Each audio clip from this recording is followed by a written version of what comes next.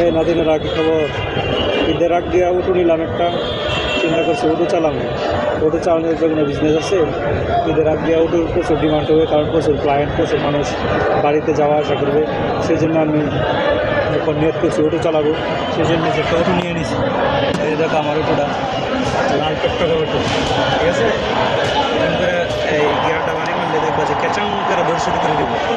তোমরা সবাই কাজ করে আমার জন্য দোয়া করবা, যেন অটো চালাইয়া স্বাবলম্বী হতে পারি। টাকা পয়সা তো কিছু ডয়ার লাগবে পকেটে। পান্তা ভাত তো আর প্রতিদিন খাওয়ান যাইতো না। প্রতিদিন পান্তা ভাত খাওয়ার জন্য কি আমার জন্ম হয়েছে দুনিয়াতে? আমি কাম করে খামো দরকার পড়ে, আমরা পান্তা ভাত খাইতাম না। কাজ করে খামো, আল্লাহ হাত দিছি, তাহলে কাজ করলে আমার সমস্যা। অটো চালাইলে সমস্যা কি? অটো কি মানুষে চালায় না? যারা অটো চালায় এরা কি মানুষ না? এদের 4 পয়সার দাম নেই নাকি? অবশ্যই তাদের বিশাল দাম আছে, তাদের অটো দিয়ে আমরা যাই আসি। তাহলে আমি এই প্রফেশনটা ছোটো করে দেখার কিছু নাই, আমি অবশ্যই অটো চালানো। কেউ যদি আমার বাধা দেয় তাহলে কিন্তু তার খবর করে ছেড়ে দিই, ঠিক আছে? সবাই কাজ করে আমার জন্য দোয়া করবে, যেন অটো চালাইয়া ঈদের আগ পর্যন্ত মোটামুটি ভালো একটা ক্যাশ কী করতে পারি। আর দিনে মিনিমাম 1000 টাকা কামাই আছে অটোতে। 1000 টাকা কামাইলে আমার এই টিয়া কেরা খায়?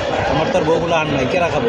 টিয়া দেখবেন ছিনিমিনি খেলতে থাকবো, আর আপনাদেরকে কিছু হাওলার দাঁড় দিতে পারবো, ঠিক আছে? আমার তো বিদায় নিয়ে নেই, আপনাদের সাথে বেশি সময় কথা বললেই আর আমি 2টা টিপ মারতে পারবো। Good bye, tata.